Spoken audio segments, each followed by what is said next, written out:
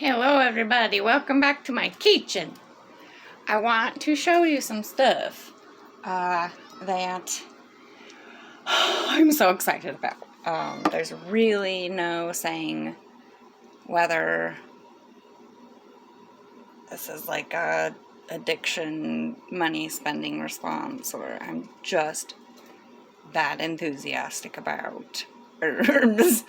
But see, okay, so first of all, I want you to know this all came from the Gypsy. Do you see that?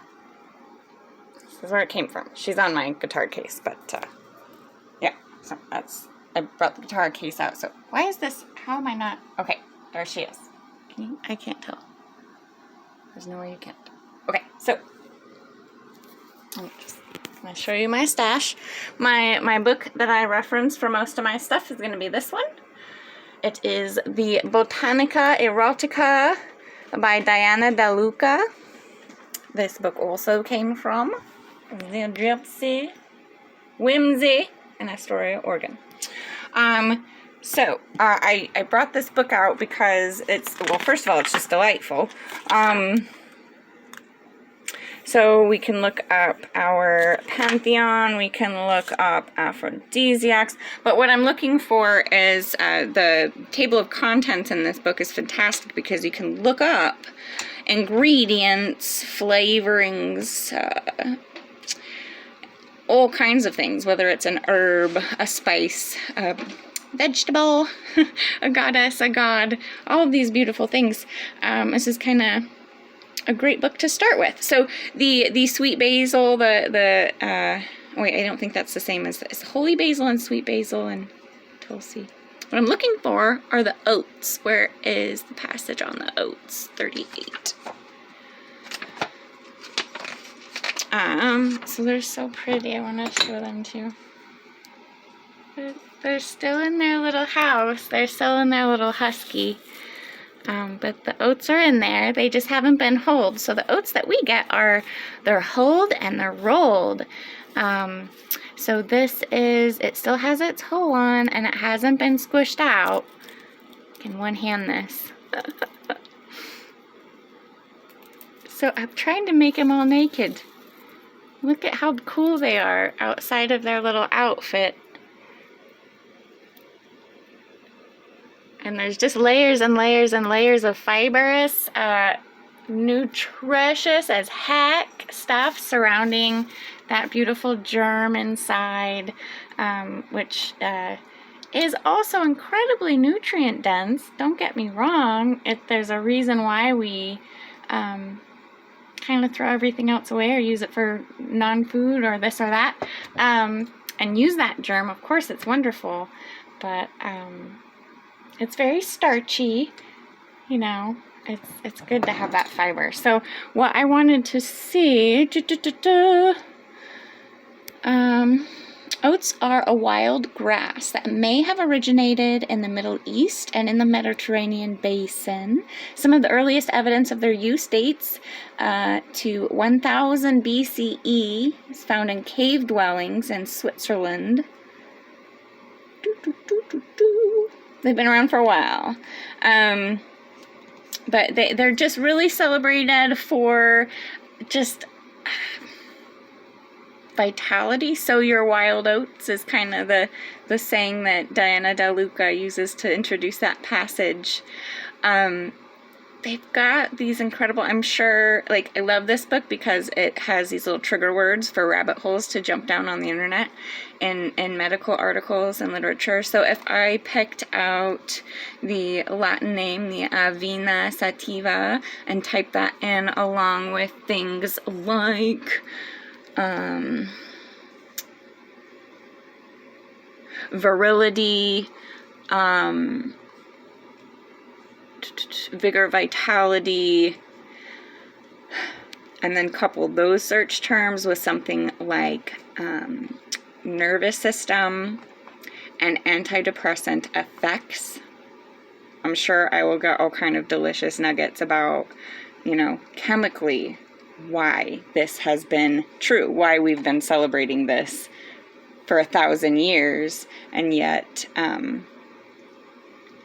you know, it's taken until now for the average. I mean, probably I'm a late bloomer, so we've been doing it for a while. But it's taken until the last probably 20 or 30 years for the regular kind of layman to put those search terms into, you know, that box and ask the question. And then I also got this sarsaparilla. I always want to say sarsaparilla, but it's I always put an extra sarsaparilla. I put like a third S. I want to show you what this guy looks like. It's going to be an ugly sound for just a second. Oh, sorry. Okay.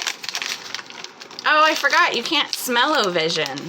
What's the point of doing this video, Alicia?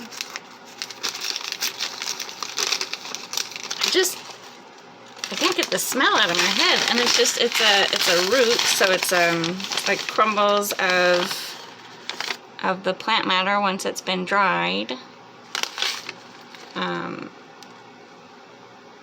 It's just got this there's like tones of vanilla. Like you get why it's used to flavor. It was one of the earlier flavorings for our colas and our sodas. There's a hint of like that sweet vanilla, but it's such a... I was thinking as I was taking these out and putting them in some jars, they're like they don't make sense the way plants can produce the flavors that they do, and especially herbs. We talk about things like terpines or terpenes. They have really funny names. Pinene is a terpine, is a plant. A terpine is a plant chemical. So it's produced only in plants. And we used to think that they were mainly flavor and aromatic, but we see that they're actually very bioactive, and they do stimulate things within our bodies and our brains. So this one has, I can just tell with my nose, it has these chemical compounds that do give it a flavor, but for example, I use the one pinene. Pinene is found in a lot of evergreen scented things, but not just evergreen scented things. We also find it in lemongrass and hops.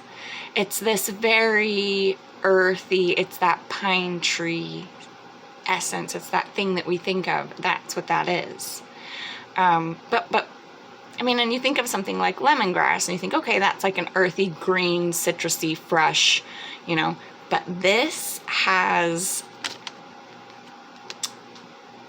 it doesn't stay to one flavor house or category. So I said the sweet, the vanilla, like you get that, there is that, but these terpenes combine and they can do some really weird stuff with what my brain says flavor should do. Mushrooms shouldn't be where vanilla is, right? There shouldn't be flowers where mushrooms smell is.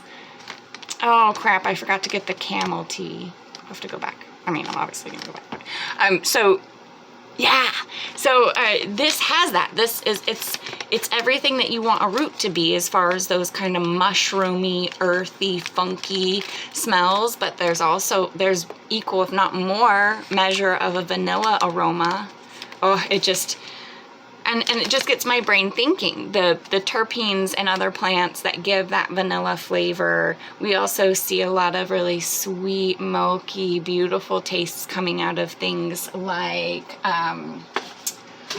the licorice root. I lied, I guess. No, it's in the back. This has a brand on it. This is another local shop in Astoria, Pat's Pantry. Is this gonna come out backwards? Oh well.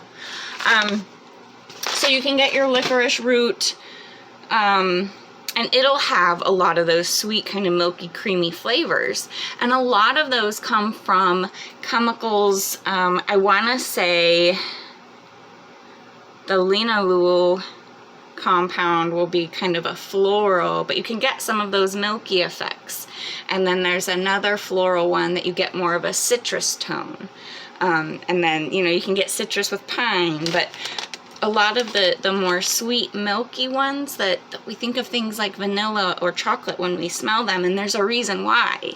They're very comforting. They're very nutritious. We love things like chocolate and things that have vanilla and things that have sugar and things that have flour and oats because they're very nutrient dense. They make our whole systems light up. They make the bacteria living in our guts so happy, you know.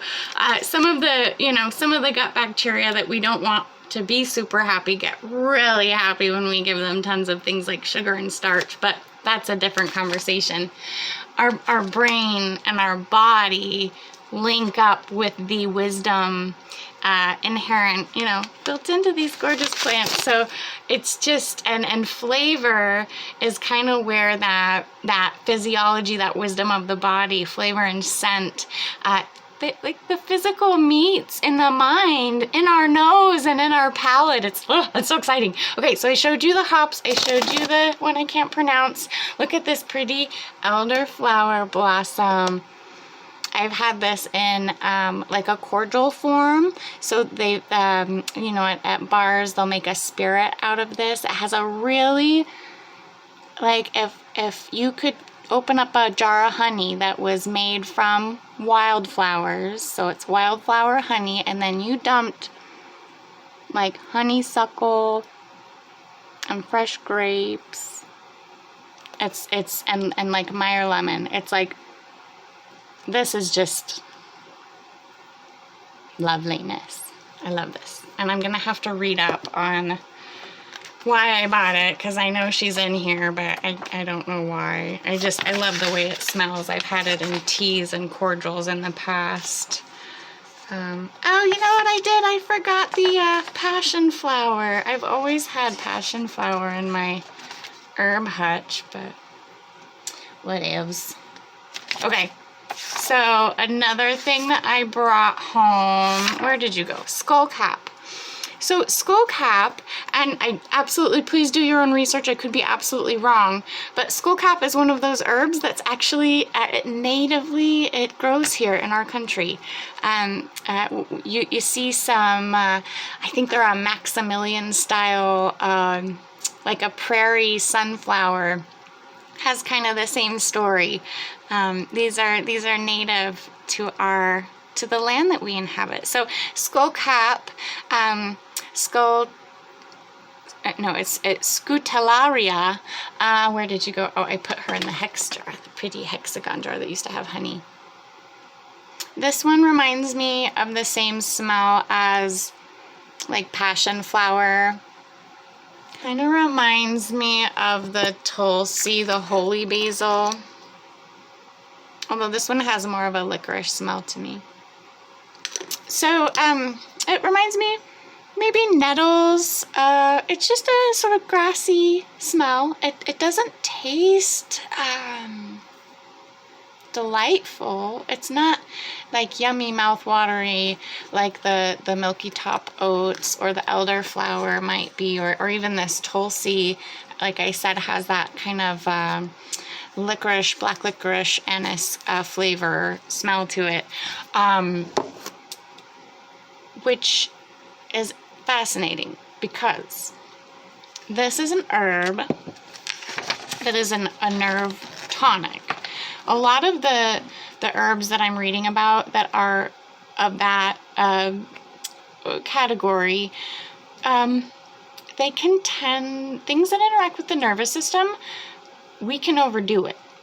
I think humans are aware of like an imbalance in the mind body, and in my heart, I believe that the mind body balance kind of exists in that nervous system, and you can really overdo it with herbs that work, or any kind of medicine, alcohol, things that affect the nervous system. So it's actually really beautiful that this isn't a super delicious snack. You can injure your liver processing stuff like this. It's an herb, and if we stick to water brews, just an herbal infusion, I think you'd really have to chug a lot of that in order to hurt yourself. But when we start talking about glycerin or grain alcohol extractions of the plant, I need you to do a lot of research and know your body before you start getting into that kind of stuff. But this skullcap is, I've seen pictures of it, and I have one growing. It looks a lot like a mint plant, but they've got a little bit more compact leaves. They're a bit darker shade, and they come up with these gorgeous little skull-shaped flowers. They look like a face, like they're I cannot wait for mine to bloom. I hope that it does. I hope it makes it. Things live here that eat my things. So, yeah, this is a warm embrace. You know, make this into a tea. I always put honey in things because I'm a sugar person. But, you know, if you weren't feeling like honey, put something sweet like licorice root or this sarsaparilla. And give it, put some vanilla paste in there, a little sprinkle of something like that, you know, just, it doesn't taste fantastic by itself, but it is a warm embrace to that tornado mind that feels like the Tasmanian devil, that like bites and growls and spits at everything that comes near it, but really all it wants is a bear hug, like a bone-breaking bear hug to make it stop. This is her. Her name is Skullcap. Nice to meet you. I wanted to talk more to Vicky about the company they came from, and I can't remember if it's Star West Botanicals that this one came from. It was a different bag than the one that was on the shelf, but I get so creepy and cheesy, and I wonder, like, what was the field like that this Skullcap batch grew in? What were the names of the people that walked through the fields and told them how pretty they were and lovely every day? And we have spearmint, just in case my little seedsies don't make it. And it is everything you want it to be and more. Spearmint is, if I remember right, I think thyme is in the mint family. The mint family plants are astonishing.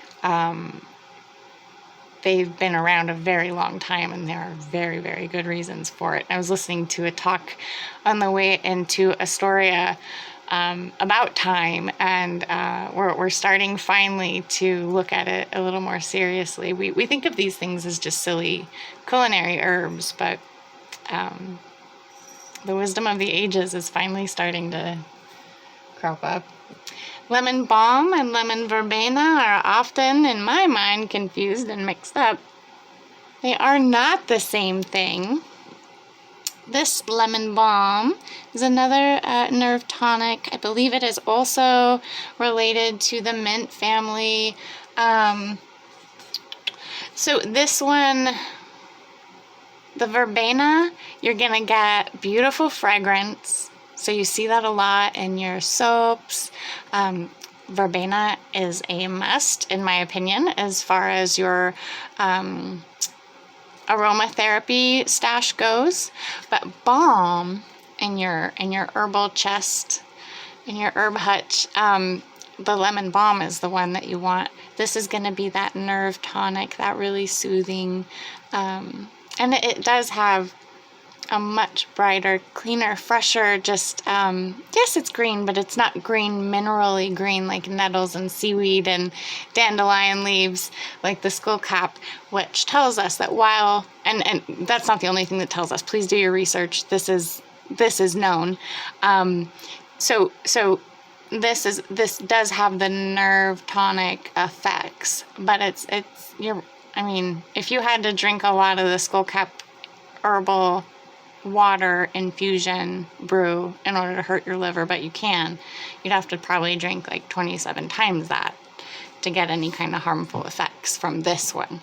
So this has that effect, maybe not quite in the same way, and it's nice to get different plants that do the same things in different ways, because they all have their own wisdom. They all talk to our body's wisdom in their own, you know, plant language. Elderflower's not going to talk to my brain the same way skullcap is, and spearmint's not going to feel the same as lemon balm. So it's nice to kind of play with everything. Get a little of this and that. What else did we get? Showed you the Tulsi. We got some rose hips for this is a very highly bioavailable form of the vitamin C that our bodies so need for immune function, and a lot of the vitamin C that our body requires has to do with processing and oxidizing, because it's an acid. It's actually an antioxidant, so it has to do with the breakdown and processing of different compounds that we ingest. And so vitamin C is really vital, but it's one of those things that if you're not eating a lot of citrus, fresh foods, or if you're not having your diet enriched with it, you're not necessarily going to be getting quite enough. And the bioavailability of the, I think the form that it's usually found in our supplements is the ascorbic acid. It's also used to preserve a lot of stuff. So we're getting exposed to a lot of it, but that doesn't necessarily mean that it's available to our biology in the way that it needs to be super useful. So we get things like this, rose hips. Next time you're next to a rose bush and its petals are starting to die, look real closely at the structures that are left behind. They're kind of semi-transparent, translucent. They look almost like a candied raisin skin or something, but this is the rose hip part. And these ones are crunched up. There were some whole ones, if I remember right. They look almost like a berry. They're really lovely. And oh gosh, I'm tempted to like just eat one. They smell like honey. They're really lovely. And they're nice to sprinkle into tea. I think I might do a caramel sauce with some. I think that would be a nice, interesting juxtaposition of flavors. Where's my Angelica? Here she is. So this one, I'm gonna read about her because I'm so glad I talked to Vicky and asked about my lady problems, because she said that this one was definitely gonna be a good one. I also got some motherwort. I'll talk about her too. I'm gonna go to the play table conference. Okay. Angelica. Is she not in here? I think I lied.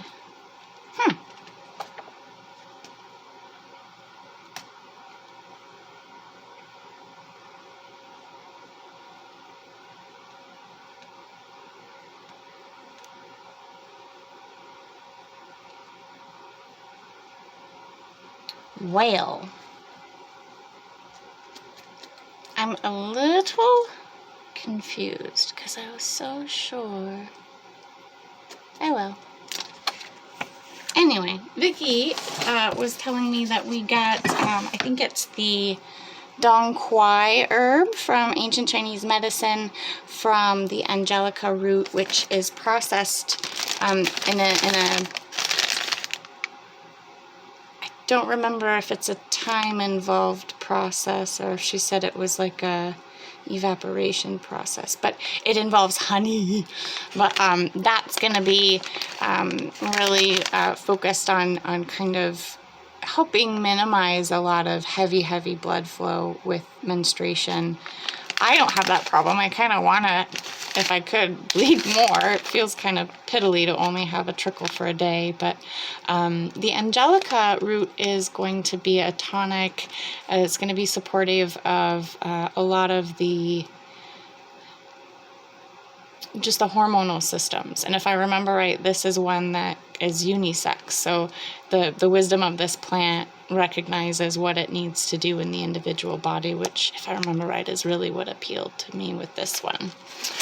She could have been talking about saw palmetto.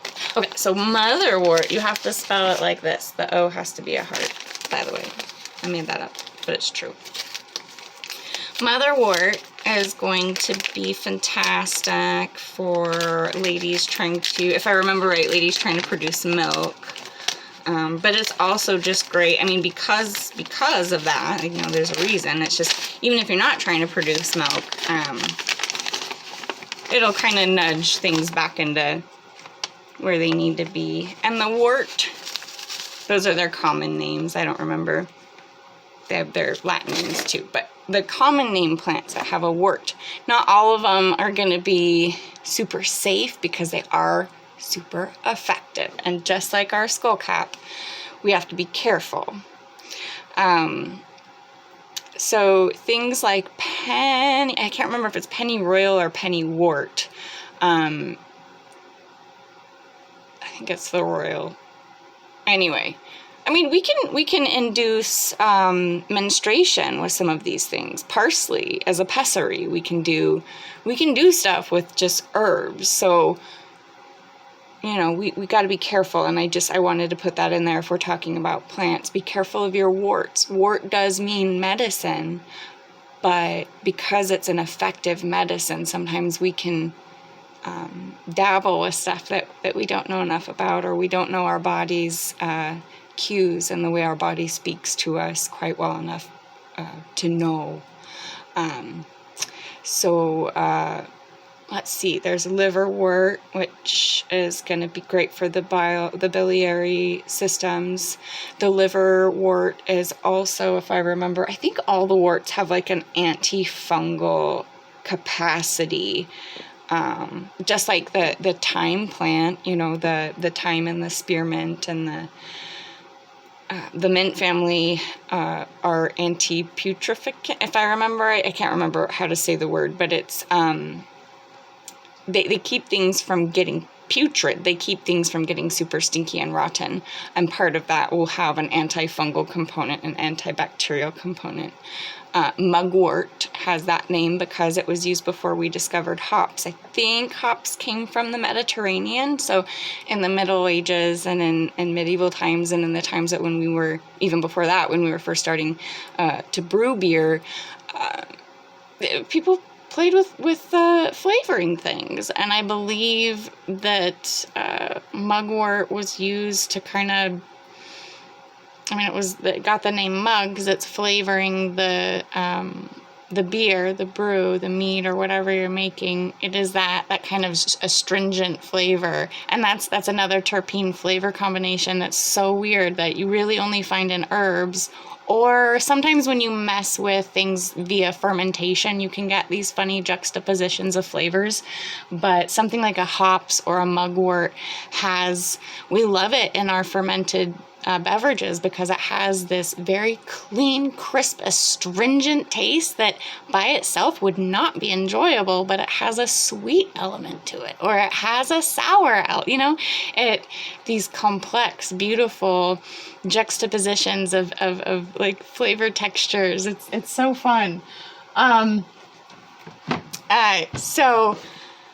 Yeah, mugwort had its place before we had hops, but I mean, hops, just jump right around, has those flavor compounds that we love in beer, and it just so happens that hops has the same medicinal nerve calming effects that like a chamomile or a passion flower might have. And this is heavy stuff. Like, I know people that'll take a cup of chamomile tea and just, they're done, they're out, I would never give that person valerian root, in anything, for example. Speaking of which, I have my valerian in a reused coffee container because that stuff is some Malay.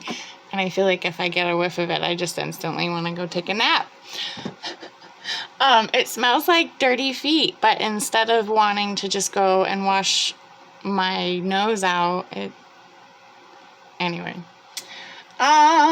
So I think I introduced you to everybody. The phone is leaning up against my nettle leaf tea bags. That's good stuff too. For the time of the month when you're needing to remineralize, It's great for the immune system. So if I remember right, the nettle leaf is a great source in your tea for things like zinc. Lots of vitamins. If I want to say, there's like iron, but there's also B. The vitamins, there's C. Your B's, your C's. I think there might be some E's. Some of those leafy green things really do have a remarkable amount of vitamin E in them. So yeah, I'm gonna have to do some more research, but I'm thinking I might do like a glycerin or maybe like a brandy cordial extract video.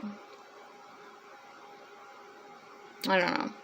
Good brandy is expensive, but cheap brandy is disgusting. Love you guys.